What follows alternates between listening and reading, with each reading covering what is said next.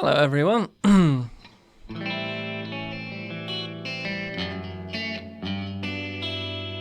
How's levels? Things too loud? Let me know.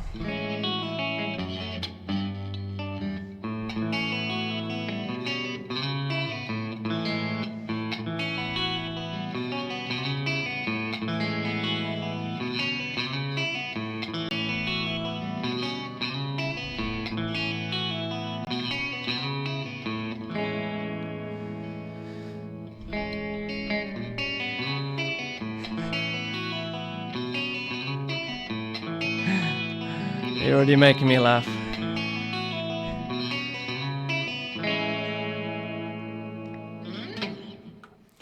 So, welcome to live QA number 17, and thanks for joining, everybody. It is currently 10 past 12 at night in Korea, where I am, but hopefully this is a good time for everyone.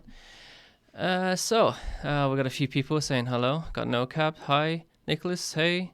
Sino, hey. Good to see you. Everyone's telling me where they're from.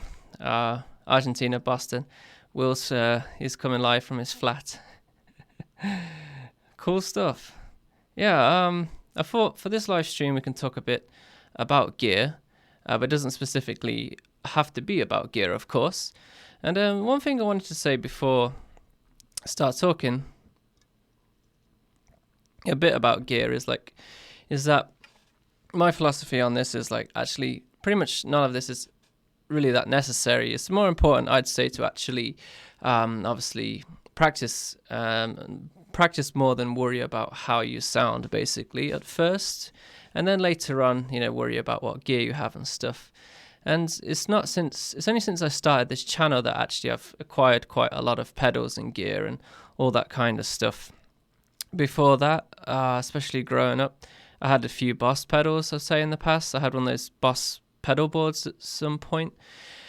I went all the way through university, not having any pedals, really. When I did my final performance, I had to borrow a pedal from a friend so I could actually use a delay setting in one of the songs and stuff. And I never actually used a compressor pedal until I actually started this channel. So yeah, what I'm trying to say is don't get too hooked up on gear. The current trend, I guess, is companies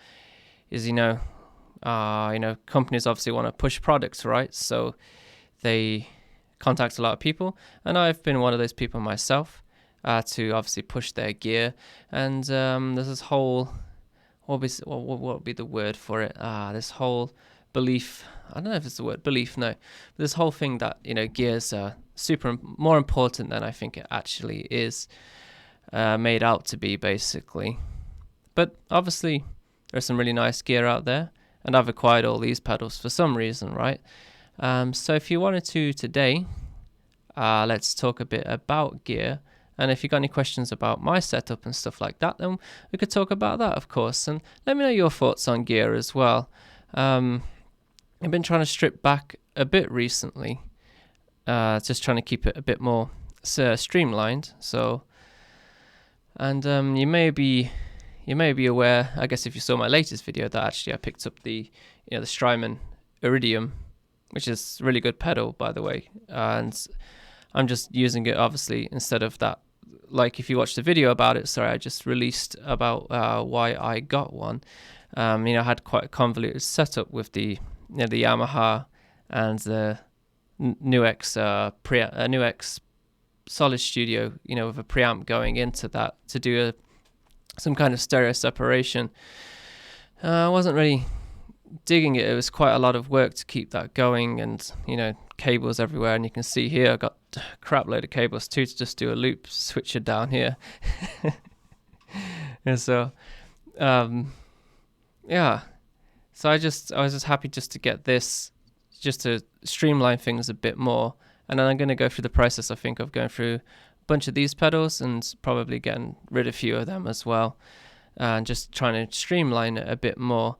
I haven't really bought too many pedals myself. You're probably aware that I have some kind of relationship with the company NUX, which is based in, I believe they're in China. They're part of some company that owns other companies as well, but they've sent me a bunch of stuff to review in the past, including they just sent me this Atlantic delay and reverb pedal here, and they're going to be sending me one of their like pedal boards next week, and I thought I'd put like a little, NUX pedal board together and do a little demo of that.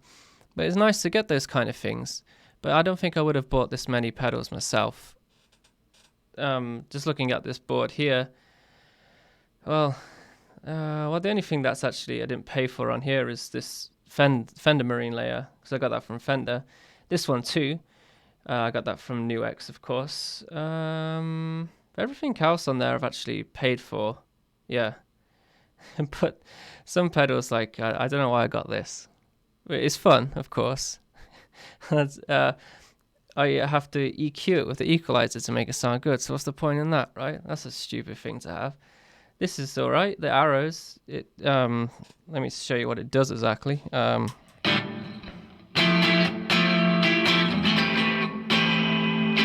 This is my overdriven sound with the Il Torino Overdrive by MXR. A few people asked about that pedal.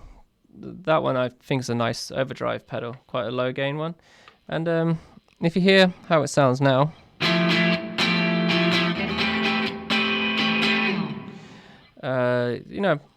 it's got quite a lot of flubbiness on the bass and stuff like that when you had it on certain settings. I've got it on the Vox setting here, but if I switch it to, the Fender setting, it suddenly becomes quite, mid-scooped, right, and a bit more bassy. You can kind of counteract it a little bit by using, the arrows here. I'll just bring that in.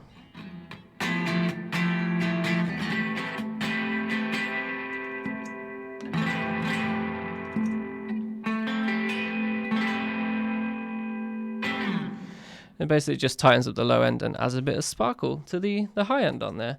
But yeah, if you're using it with this, I like the chime setting on the Iridium, by the way. This is a Vox setting, but you get, with these vintage pickups, getting a lot of sound. So with this arrows on,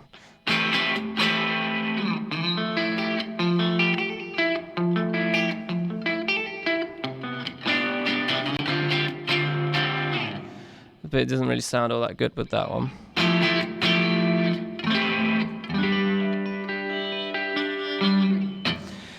So, yeah, that's kind of just my little gripe with gear. I don't know what your thoughts are on that kind of thing, but let's have a look what people have been writing. So, okay, so hello from France, hey Jean. I guess that's what your name would be. No Cup official, he asks which pedal. I'm up too late, I tell you. Which pedal would you recommend to buy? First, for twinkly sounds. I don't think there's a pedal that would give you twinkly sounds. I'm not sure what you mean by that.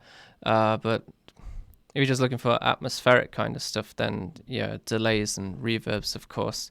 And you got to remember that pedals are grouped in different sections as well. You have your overdrives, fuzz, distortion, those kind of things, your compression, and then you have modulation, so things like chorus and vibrato, and then you'd have delay and reverbs and stuff. So if you're just going, if I'm thinking what you're thinking, then just a nice reverb pedal and perhaps some delay pedal. Maybe this one. Try and get yourself that. Guitar Kitchen's Uncut. Okay, interesting. Channel name there. I'm more interested in pedals these days, as I don't have room for an amp, nor can I play at volume in my flat. So now IRs and preamps, etc. are most important to me. Yeah, I'm in the exact same situation as you. I can't play where I live now with an amplifier, so hence why I got this pedal. So I just wanted something that I can just set that sounds like an actual amplifier, and then just do everything on top with the pedals that I've got there. So I'm not one for just who switches around with a lot of different amps and stuff. I just obviously want what most of us, right? We're just going to get an amp and we're going to have it on one particular sound, and that's what we're probably going to leave it as most of the time, right?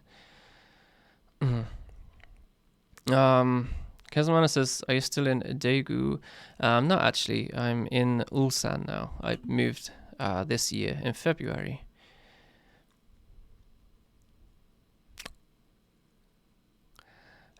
Jeff, he says, hi, I've been following your channel for more than a year. Oh, thanks. That's great to hear. Congrats for such a great channel. Oh, thank you. It's getting there slowly. Been 3 years now. Not related to today's subject, but since it's first time, I can catch you live. Do you like mathcore? I don't go out my way to listen to it, but I do appreciate some songs. I can't really list a load of bands because, like I said, I don't really listen to it. If you're going for mathcore, probably the only band that I really know of is probably Dillinger Escape Plan, if they count as mathcore. I don't know, but they've got some great stuff. Gummy Bear asks, is there any difference with the Iridium plugging directly into pedals versus plugging the headphones into your interface? What do you mean? Plugging it directly into your pedals? I'm not entirely sure what you mean by that question. Sorry, Gummy Bear. But what I've got going on here is tuner, compression, and then these two are in a loop. I'm just going to turn that off, yeah. So here, I'll show you. So these two are in the loop for overdrive. I've got the switcher down on the floor here. And then in loop 2, I've got the metal zone and the equalizer here.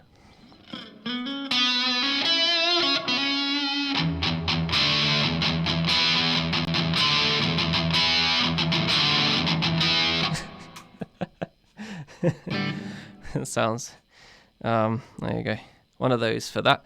Yeah, that's in a loop. I don't know why. It might not be there for much longer.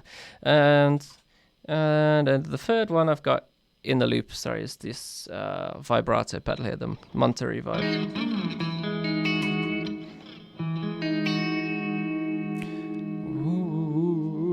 And this one's lovely. It's got tap tempo function in it, and also it's got two different types of vibrators. It's got more like a Leslie rotary kind of sound as well, which is cool.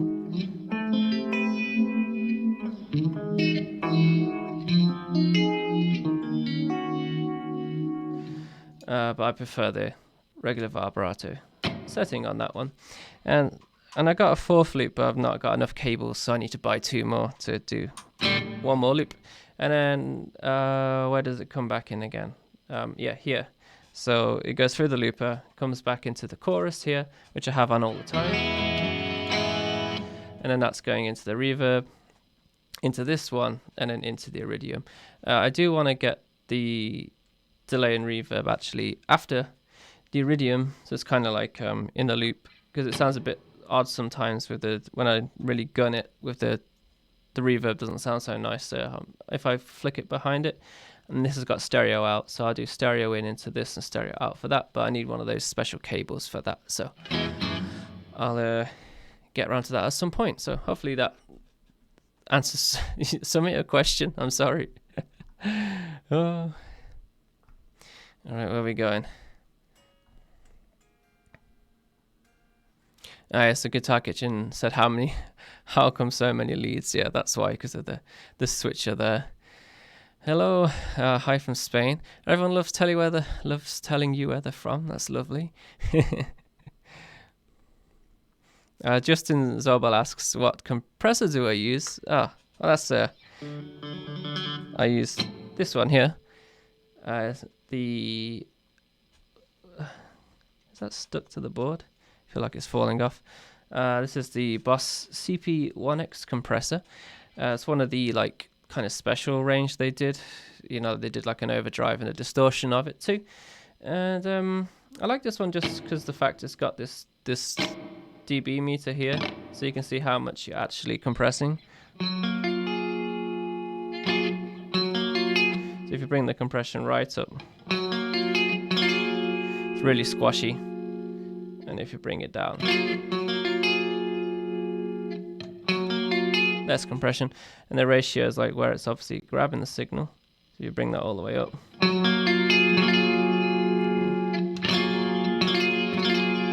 So it's super squashy. But yeah, I'm getting a lot of interference today because I got lights hitting my single coil pickups and PC and stuff, so I apologize for all the static noises.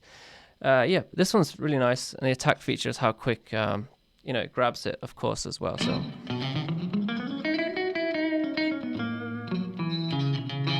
it's about $150 new. I picked it up in Tokyo.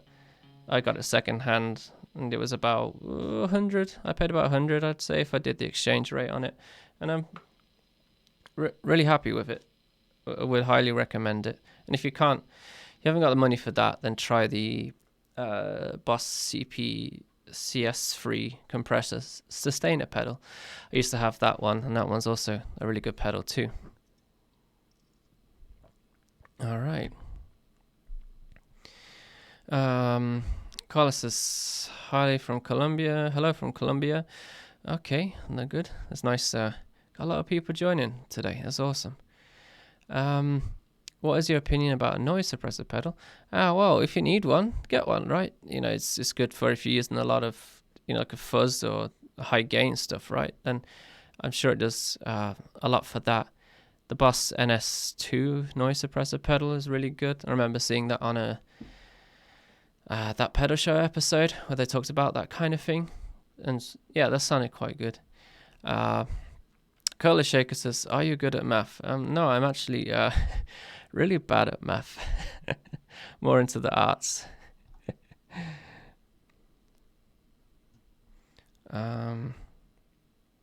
Justin Zobos says, love your vids, by the way. Oh, thank you. You've taught me so much. Awesome stuff. Oh, that's good to hear.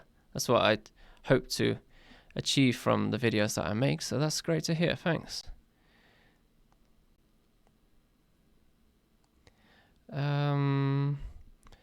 Pick a label. I think that's what your name is. You got a question here. Could you give a brief intro to how to audit pedals and effects? I keep getting confused about what goes before and after the fader. Okay, well, there's a load of videos online about that, which would probably give you better insight than I could give you. Usually, if you have like a volume pedal first, like a fuzz, I think goes before a compressor, but there's no hard and fast rules about these kind of things, right? Compression at the start to get the cleanest signal, tuner at the start actually to get the cleanest signal, compressor next, and then you have your overdrives, and then EQ and stuff like that.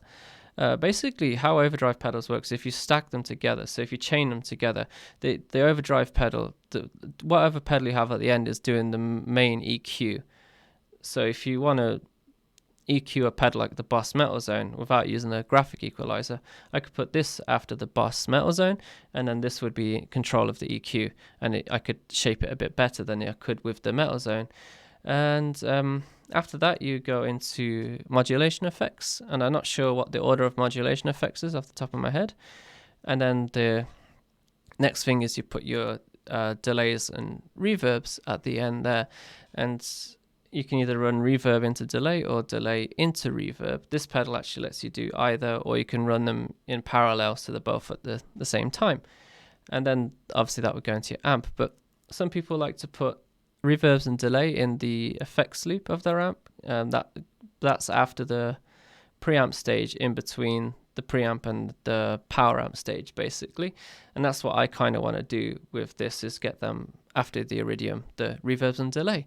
So hopefully there's a brief overview of what you can do there. But like I said, there's plenty of good videos online, so go and check some of those out if you got a chance to.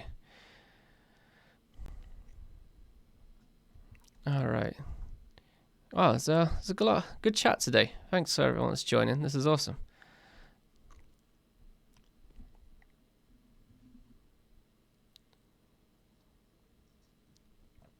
All right.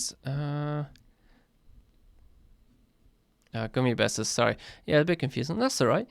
I meant the headphones out of the Iridium versus getting headphones out to your interface. Oh, yeah, I don't know. I've not tried I've not tried the headphone out on that actually, Gummy Bear. I just imagine I'd use it for if I took my guitar with me and took that with me, then I'd just use it as like a portable amp basically to, get good tones whilst I was, going somewhere. But I don't travel that much, so yeah, I just hook it up the way it's suggested to. Yeah, Lawrence says, hello, why don't you choose an IR system? He looks at campus stuff. It's very impressive, but it's also very expensive. And like I said, I'm just looking for something I can set and leave, and that's what that does for me, so it's good. And yeah, the NUX Cerebus, the multi effects pedal also has IR stuff built into it as well, so. Joseph says, I remember you started following the channel when I introduced Cat Bamboo ever since. Yeah, cool stuff. I want to do more of that series. If you're quite new to the channel, if it's going back, did I do a couple this year maybe? Where I would introduce like lesser known, like math rock and emo, and all kinds of styles of bands basically. But it was becoming a bit of a pain. The biggest challenge was stuff that artists would send me was already on YouTube. So if I put that in the video, then it would get flagged as not a copyright strike. I forget what you call it, but I'd get a warning that it was in there basically. So I wasn't comfortable with doing that anymore. And plus, I wasn't really getting all that many submissions in the end. So, but let me know here or later on if you're rewatching this, if you'd like me to restart that one. I thought it was good fun, and I found some really awesome bands through that way as well. So it's obviously always good to support the community as well, right? So Zambrano asks, what interface do I use? I just got a Behringer Euphoria UMC 404 HD. Got 4 inputs. I got off Amazon for $99, so it's not the best, but it does the job. And all right. Gummy Bear says, and another question is bringing all the questions today. How do you monitor when you don't want to use headphones? If I don't want to use headphones, then I use some speakers, but they take up a bit of room. So at the moment, I'm just using my headphones. Yeah, but it's nice to have that, zero latency.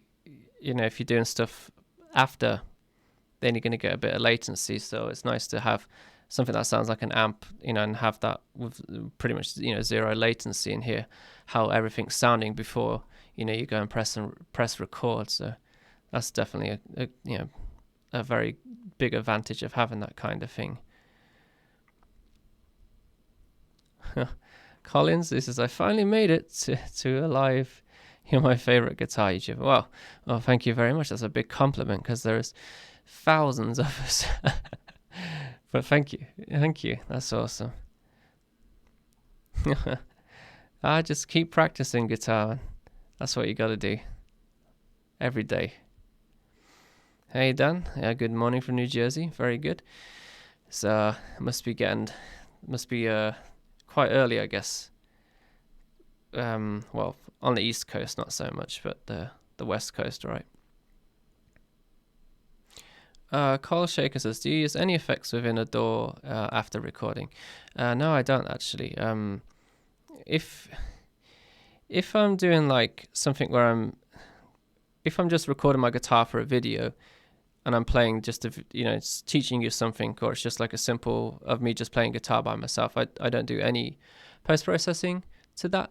But if I'm making like a track, so a couple of guitars and maybe using the MIDI keyboard here and doing a drum beat and stuff, then I definitely will EQ stuff so it doesn't all, it's not all fighting for the same, EQ band. So I just tweak it so it sounds a bit better, and perhaps I'll put some reverb on stuff, but I don't go over the top, just very simple stuff. Hey Bin's here, Bin52, good to see you again. Cola Shaker's actually from Korea. Well, you're up late as well, like me.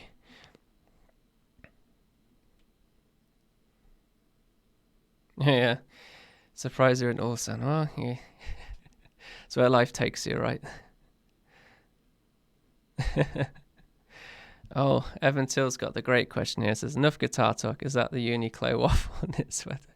Yeah, it is from Uniqlo, but I'm not sure if it's that. But I only buy from Uniqlo because it's so cheap. I ever buy stuff that's on sale as well. But I kind of regret wearing it now because I'm starting to sweat a bit. But that's the idea, right?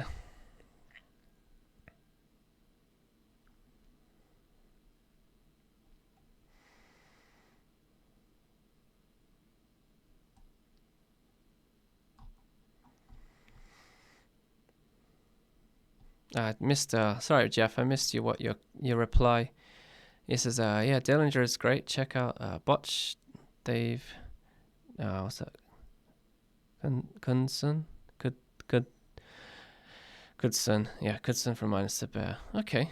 Yeah, I'll check them out then. Thanks. I'll write that down. Well, I haven't got a pen and paper, sorry, but I'll try and remember. Hey, Stephen Dre is here. Good morning from Central California. Well, you're up nice and early, so I appreciate you joining. Zambrano asks, do you think the Strymon reverb is much better than the Fender one? I'm sure it is. I've never tried one, but yeah, it's probably like twice the price. So.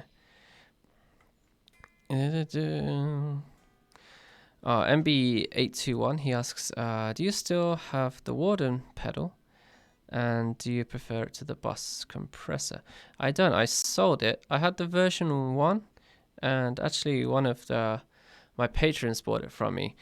I put it up for sale actually on a second-hand website here in Korea, and then he picked it up. I didn't know it was him until after we were chatting to buy it. So yeah, for me, with the setup I had at the time, didn't work, and I think I didn't know enough about it, if I'm honest. I think I could have done a bit better with it now. But yeah, this Boss one is great also. So I'd recommend either one. It really, the different styles of compression, I'm not sure how much that matters, if I'm honest. This one I think is a FET compressor, whereas the Warden is an optical compressor.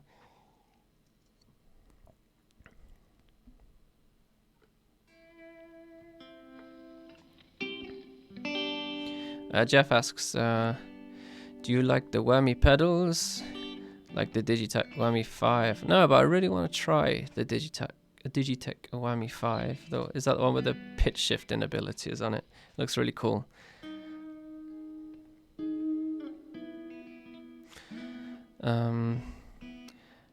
Ganonk Beats, he says he or she, he says I got a compressor and an overdrive pedal. Well, great stuff. Which would you say are the most important for math rock? Thinking about a chorus and a reverb. Well, an overdrive's obviously great, like how I use it, just clean and then put overdrive on when you need it, right? Compressor works great for clean, and I'd just say get a reverb pedal over a chorus pedal for sure. There's nothing worse than trying to play with a dry signal, just dry amp. It's never that inspiring, and it's really hard to play. Talking of, if I turn this one off, I did show you the demo of the room control here. So if I bring that all the way down, so that's super dry, right?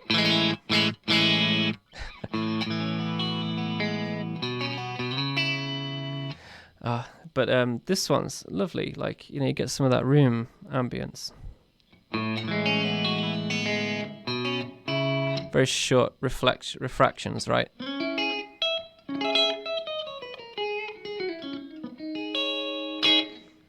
And obviously, like I showed you in the video, you can change the size of the room. You can have a small, big, or medium room.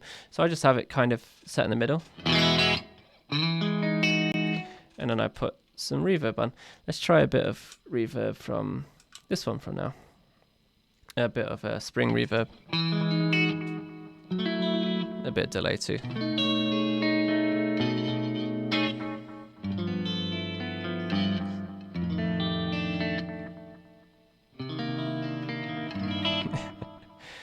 Well, so some dry amps are great. I'm sure they are. I don't mean everything.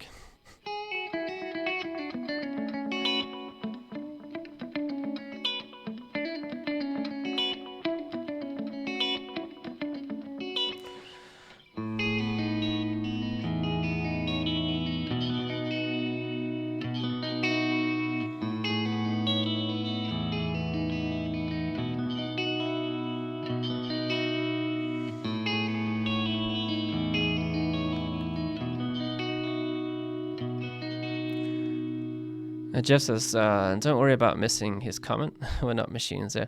Thanks, but you'd be surprised how many people like to comment saying you missed my comment. So try not to miss any, just to let you know. Vasil Ross says, hey, greetings from the Philippines. Trying to start a math rock band, but there aren't many math players here. I thought the Philippines had a kind of its own scene. Bands do go there to play. But yeah, I'm sure there'll be some people around. Just got to ask about, innit? Get into the music scene. Perhaps go and watch some shows. Find some people at shows, right? Maybe that will help. Bin52 says, how often do you use the MT2? I was gifted one and I found it too aggressive. As everyone's just trying to get rid of it, right? You know, do you want an MT2? You can have it. I'll pay you to take it away from me. Yeah, I don't use it very often. Yeah, you can kind of tame it with the equalizer pedal. Let's turn the delay off for a second. So I'll tell you what, I'll show you without the EQ on.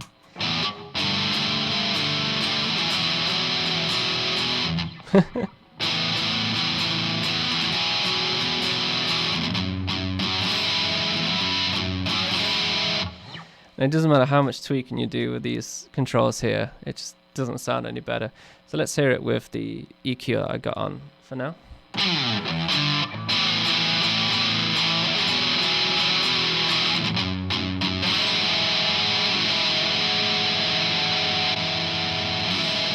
Just made it a bit more mid-focused, but again, it doesn't sound all that great. Perhaps if I change the amp setting.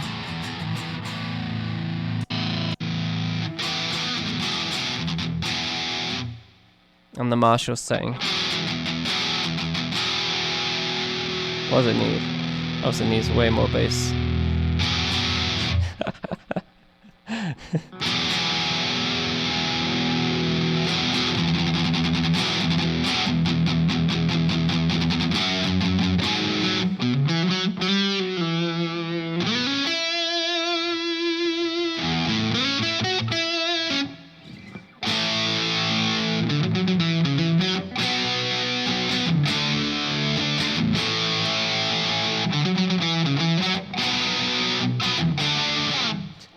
It's just got that horrible, like, nasally frequency to it that I just, no matter how much I try, can't get rid of it. Like,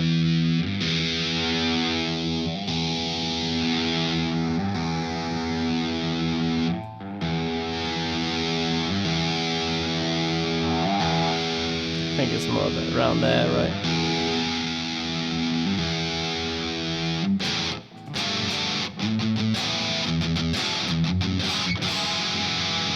Sounds a bit better, right?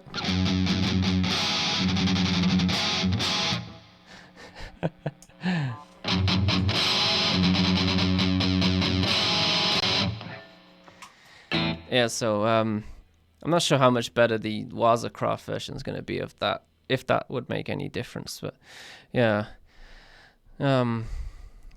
it's a fun pedal. It's gimmicky and fun to use in places. I know the Yamazaki, I forget his name, from Toe, he has one on his board, and when I went to watch them, he just puts it on at the end when they're just doing all this loud part for fun. It's cool stuff. Anyway, good question, I guess. Yeah, you can kind of tame it. We found out.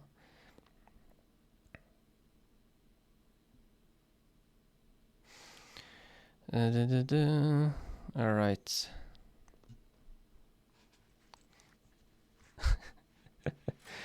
Oh. Or we got Hernandez. He says, I can't stay very long, but I just wanted to drop in and say that this channel is truly extremely helpful and an amazing channel. Well, thank you very much. Thank you for your kind words. That's great to hear. And I'm glad you could jump in for a few minutes. Will dips his amps in jam. Okay. Gummy Bear says, what are your top 3 albums of 2019 so far? Like last year I did a top 5 like math rock records of 2018, like my favorite, I should say. Thinking about doing the same thing again this year, but not all of them I would say really fit under the umbrella of math rock. Maybe in some way, but top 3 albums of 2019 so far. Probably my favorite one has been, do you know the band? They're quite unknown at the moment, I guess, but called what are they called? I believe the band name is Holding Patterns, and the album is called Endless, I think, off the top of my head. I'm terrible with names of songs and albums, but I listen to that one quite a lot. But go and check that one out. That's like ex-members of Crash of Rhinos, and that one's, got some seriously good tracks on there. Like 2 different singers, but very similar in timbre of their voice, and just really beefy bass tone, and just nice songs. That one's definitely on the top ones up there. Probably Spending Eternity in a Japanese Convenience Store by Forrest. I'm a big fan of that album for sure. And if you haven't heard that one, please go and check that one out. It's a really good album. But probably not. I think I prefer the Moon Dance or whatever it is. The album before that a little bit more. But yeah, still a great album. And a third one. I was thinking about this the other day. I was going through my list and stuff, and I was listening to the newest release by Delta Sleep, The Younger Years. I think that's what it's called. And at first I wasn't a fan of it, all the way through. 1 or 2 songs stuck out. But I've been listening to it a few more times, and it's actually, it's I've warmed up to it. That's what I should say. So I think that would be one. Probably Tiny Moving Parts as well, with Breathe. That's a great record as well. But there is some more, that's for sure. But off the top of my head, when you're put on the spot like this, you suddenly can't remember anything. So yeah, but there's some records I really recommend you should check out from this year, even if they're not my favorite ones. So. Zeropa Baby Sister, was a version of Metal Zone is miles better. Okay. Have you got one then? Okay. I was hoping for Over the Top Distortion, but Waza was so conventionally good. Oh, cool stuff. Yeah. I was wondering how, if it's that much better, but it's just funny like how popular the pedal is, right? It's crazy. Like must be one of their best selling ones.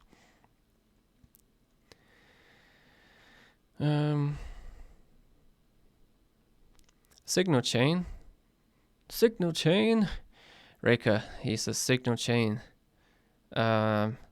Signal Chain. I think I mentioned this a bit earlier, but if you're just talking about the Metal Zone thing there, it's Polytune, compressor, jumping over these 2 because they're in the loop switcher, and then into these, and then all the things you see across the top are in a line basically. So this is in a line, this is in a loop, these 2 are in a loop, these 2 are in a loop, and this is in a loop, and then everything apart from this is going in this direction into the iridium there.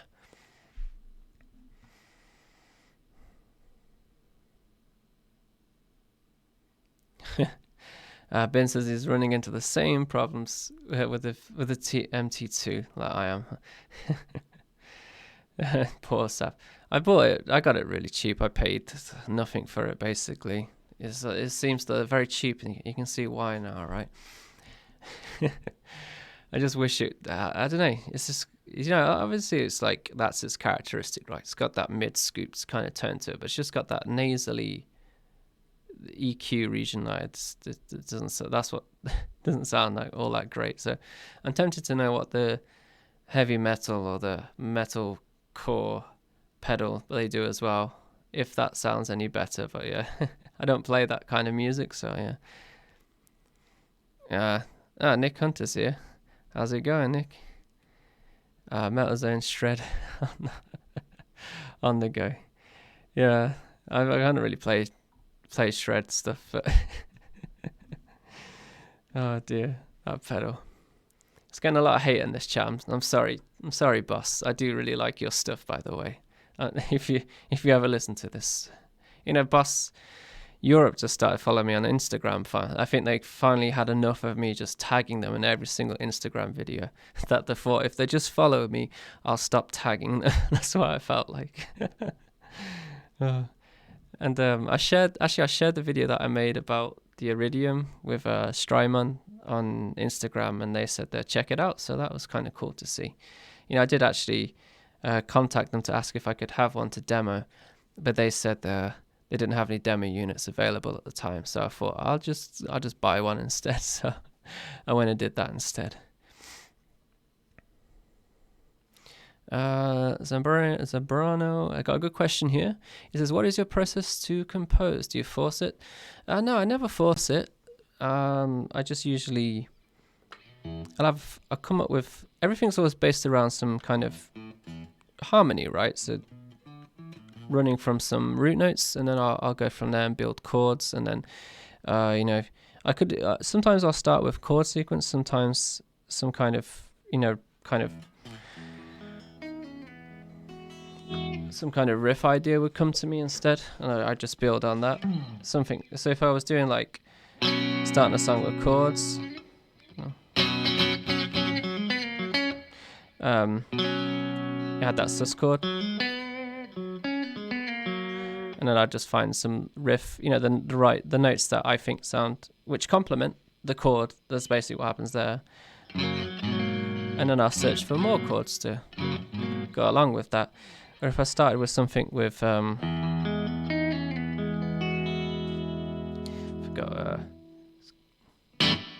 we go. Bit of spring reverb.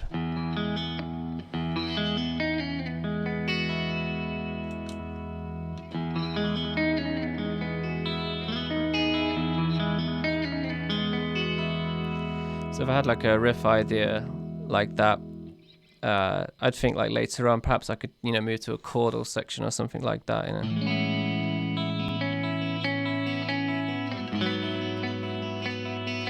But I'm always thinking in terms of harmony, basically, like voice leading, where the next note's going to be and how the whole sequence is going to progress. And then it's all trial and error. Don't think that I just come up with that kind of thing. I spend hours, that's not working, this is not working, this sounds better, or perhaps that sounds better.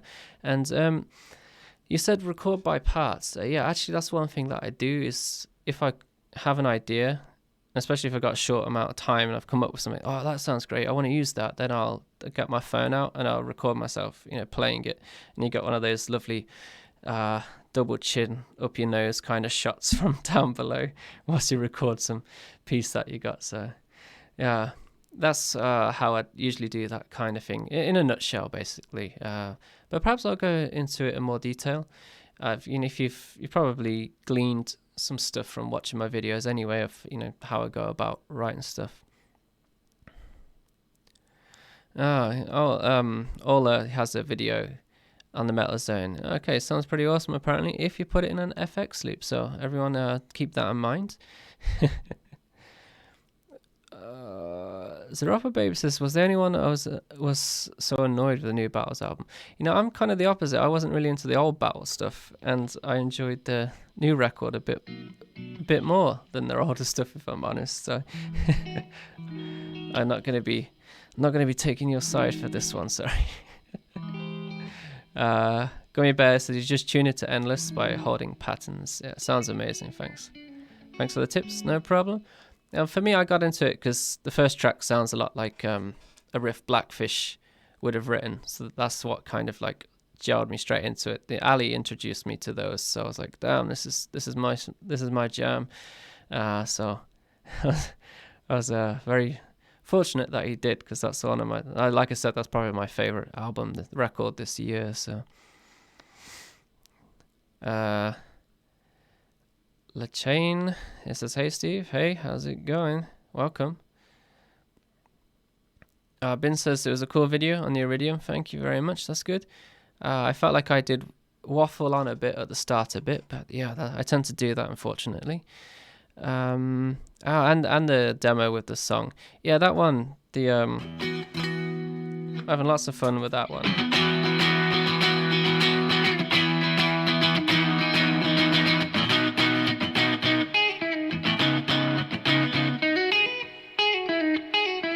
If I could play it correctly. I always thought the verse in this song, this part there.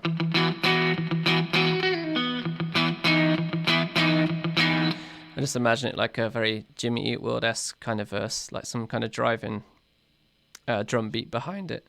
And then this bit reminds me of Forest for sure. They got lots of that rhythm.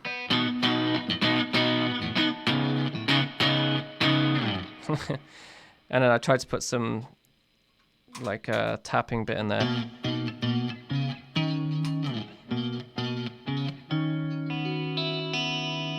Kind of Tangled Hair inspired.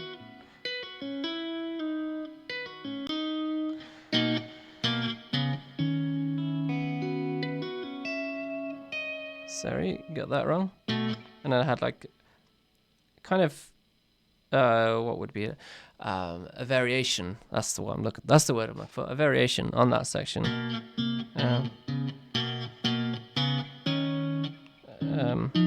What was it? That's it. Sorry.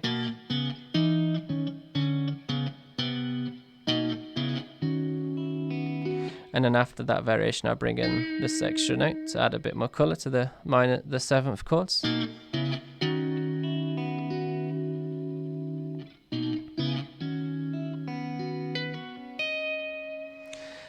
But that one, I hashed that idea out just before I recorded it. So it does need a little bit of work to it, but I think it sounds quite nice as it is. And those kind of intervals. Very useful, by the way, that 7 stuff.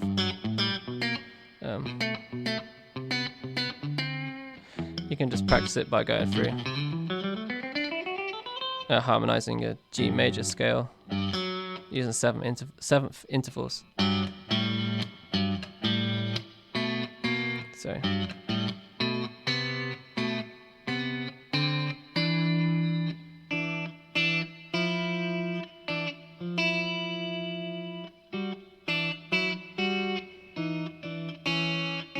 Is that right?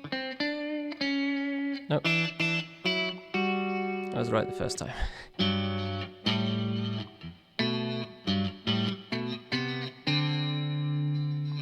Do the same with 6ths as well.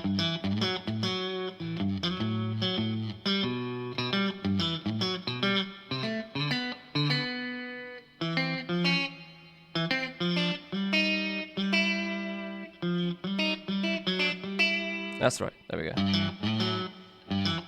Good for...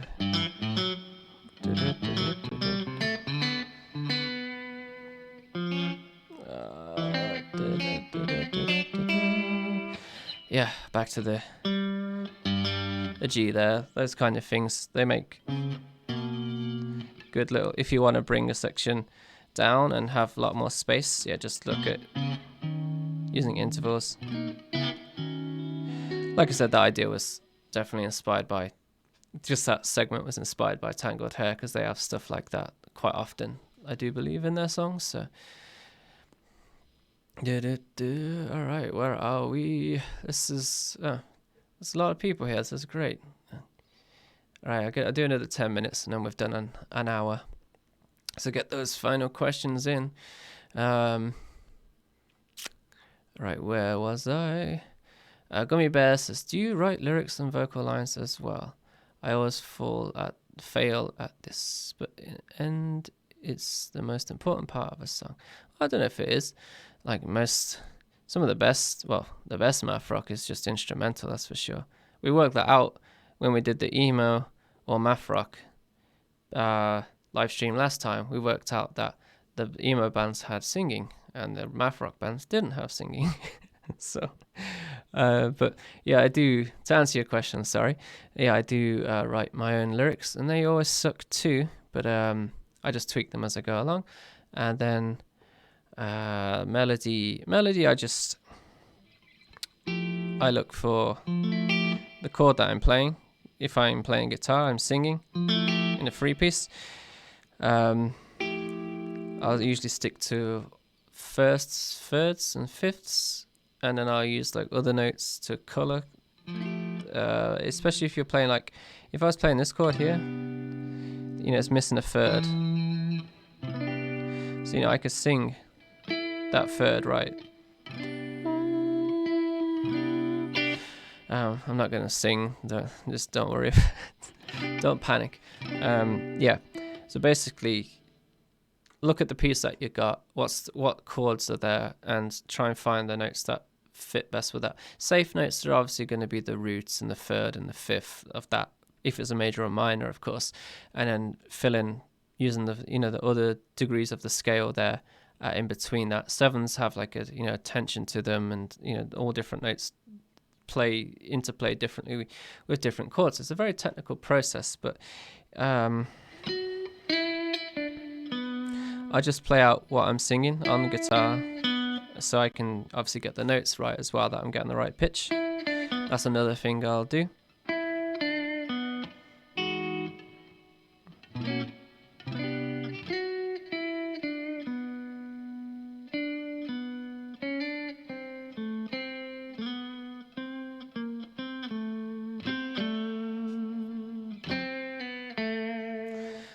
Yeah, hopefully that's going to help you a little bit, but that's basically, in a nutshell, what I do there. All right. Okay. LeChain he asks, apart from math rock and emo stuff, are there any other genres bands that you're into? I tend to not be that kind of person, especially as I get older. He just says like, only like this particular genre. I won't listen to this because my friends don't like that, or these people don't like that. So if it's good, I just listen to it basically and enjoy it for what it is. That being said, just general rock music, for sure, I like that. That'd probably be the biggest thing outside of those two that you mentioned there, for sure. Like punk music as well. Getting into jazz very slowly as well, and that one's interesting for sure. Yeah, I like movie soundtracks as well, especially ones that like.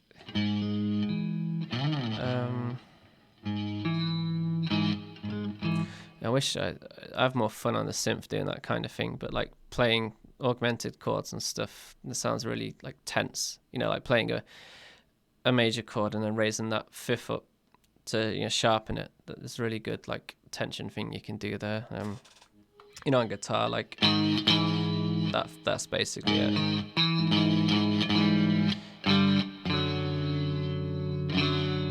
Basically what's in Stay Together for the Kids. It doesn't sound so clashy.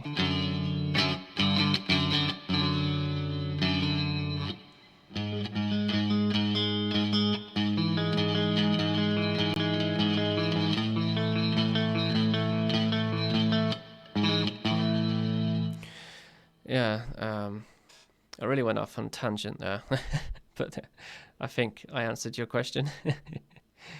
All right. Zeroper asks, we had thoughts on the Line 6 DL4. I never tried one, but I've always been intrigued to do so. It is a very famous pedal, that's for sure. But I've got no reason to. I don't know, it's just there's a lot of delays and loops for me. I don't really do that kind of thing, but I would have liked to try one, yeah, and just have a bit of fun with it. Zarapa says, is there any reason why the gear community is real hyped for the Julia? Yeah, the chorus and vibrato pedal, isn't it?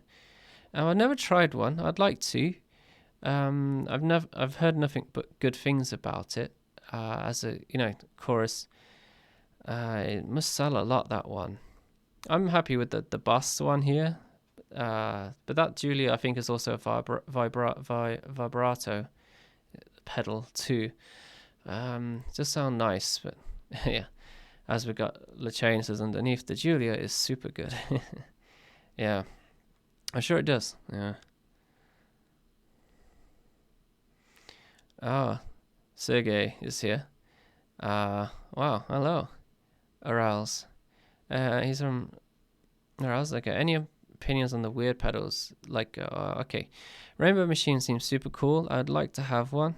Unfortunately, I've come close to buying it a few times, but I can only really get it from Amazon, and anything over $200 you have to pay import tax on here, and it's always around that price, so I can never get one.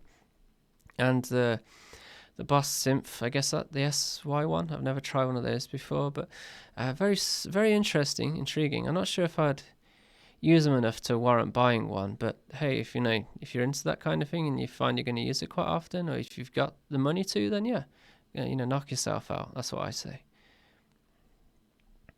But going back to what I said at the start, like it's better to spend more time practicing and getting good at guitar, and you find that's way more rewarding than just chasing gear all the time. And the one thing when you're just looking for gear, you get it in your head like, I need this to sound like this, and this is going to make things better, and you spend all your time looking at gear online, and all that time you spent looking at line could have just been spent better, right? Even if you're at work or something, you could have been doing something more productive. You could have been studying. If you're very adamant about getting very good at guitar, then you could have studied music theory, or you could have done some listening kind of activities on your phone. There's plenty of apps that can train your ear for like intervals and chord identification, and even like reading where notes are on a stave and stuff like that if you're completely new to music theory. I always mention that I recommend the app Perfect Ear. It's really, really good, and you can really it's been helping me a lot anyway, develop my ear for where certain intervals are, and how the different chords sound and stuff, and especially like descending, not just ascending chords, but descending also. So yes, really, really good application. Yeah, Yvette Young, Yvette, I should say Yvette Young, where are we? The chat just jumped, so I've missed it. Where was it? Where was that question? Someone said. Oh, sorry, you just said it in yours there. Yes, I think she uses that one, right? The Julia, so. Okay. The chain says Julia works a lot better for ambient and more stereo sounds.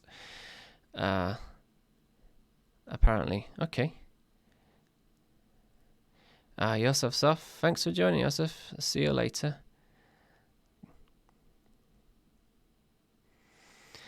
Gummy Bear says, more into EMS, that explains why lyrics, vocal lines. Okay, yeah. Well, yeah, it's hard to write something meaningful, that's for sure.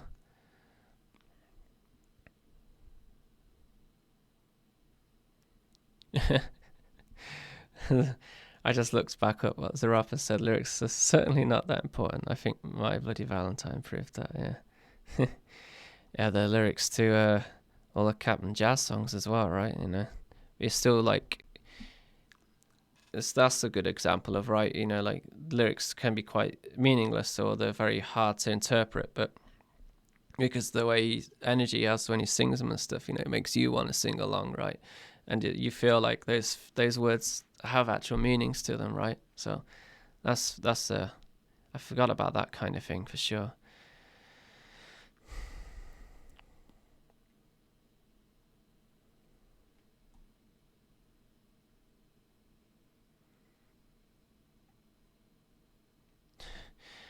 Benjamin, he says, you can play math rock, but can you rock math? Maybe. Not so sure on that. All right, into extra innings here, so I just answer a few more questions. I gotta get going. Yeah, Ali summed up perfectly what I was trying to say. Be good at your instrument, then buy all the pedals. And Ali sent me a picture today of his ginormous pedal board. He's got 3 of them pretty much now. Yeah.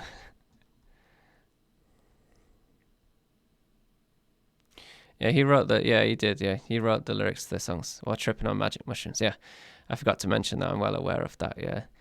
But like I said, the way it's just the passion behind it, right? This is really good. Beck says, what do you think is the most overplayed math rock riff? It's got to be Never Meant by American Football, but it's such an awesome riff, so it's hard to not like it every time you hear it, right? Derek says, McFarlane says, what do you think of the Strymon? It's my introduction to Strymon, and it's a very good one. I really like this pedal.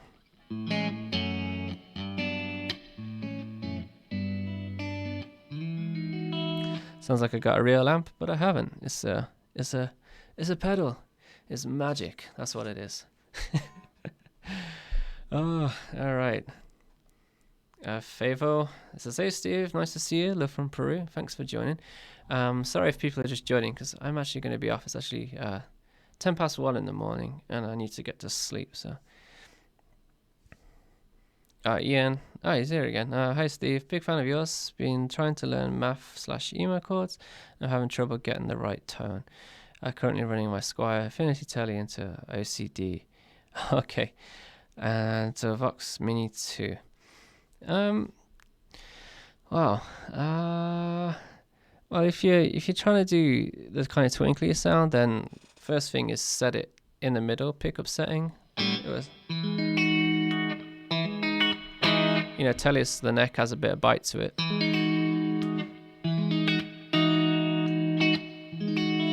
So yeah, set the guitar to the middle pickup first. OCD into El Capistan is such a nice pedal, and so is the OCD. I don't know, Vox Mini 2, is that like the little cube kind of amp? Because it's going to have a little speaker, and it's hard to unfortunately make something like that sound, absolutely fantastic, but you can get a decent enough sound out of it. Try turning down all of the EQ on it as well, and play a chord and then bring up the EQ and listen how it sounds, each one individually as well. And if it gets too bassy, for example, then back it off to where the bass is at the point you like it, and then do the same thing for a treble. And if it's got a middle control, then obviously repeat that process, but you'll find the middle interacts with the bass and the treble as well, so you need to find that nice sweet spot. So hopefully something like that will help you. Any thoughts on how to sound better? I think don't focus too much on the your gear at the moment. If you're quite new to this kind of thing, or you're quite a beginner guitarist, just concentrate more on getting good technique and learning these techniques that will make you sound better no matter what. Because even if I have this guitar, if I just play somebody else's guitar, it's still going to kind of sound like me, right? Because that's just the way I play, right? So, but then worry more about like getting all of this stuff and all amps and nice guitars and all that kind of thing. It's especially way more rewarding when you've put in the hard work, right? So, Beck says, thanks for the live stream. Thanks, you're welcome. Junior, what's your favorite guitar so far and why? This one. Fender American Special, but I just switch out the angry pickups, Texas Specials that are in it for these are vintage 64 Telecaster pickups, and I'm much more of a fan of these, a bit lower output. So, and now it's this Pink Floyd quote: if you don't practice technique, you can't have any effect pedals. How can you have effect pedals if you don't practice technique? Okay. All right, thanks, Ian. Yeah. All right, so hope you enjoyed this one. A bit of fun talking about gear. I think I mentioned everything that I wanted to. Oh, if you like I do when I always do a live stream, I have a discount code on my merchandise over on my Teespring store, and then that code is livestream, and you can see that down below in the description. So I would super appreciate it if you could pick something up, and that gets you 20% off. And yes, this is Lake Placid blue. It's got a lot of lights on it, so it's reflecting everywhere. So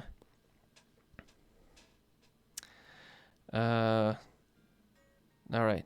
Anyway, thanks for joining everyone, and hopefully I will do this next Saturday if this time works for everyone. I'm trying to find the best time. Unfortunately, it's not so easy with where I live. I was going to do this in the morning, but I didn't really want to get up and try and do this first thing in the morning, so I thought it'd be better just to stay up late and do it this way instead. So thanks for watching, everyone, and I will see you soon.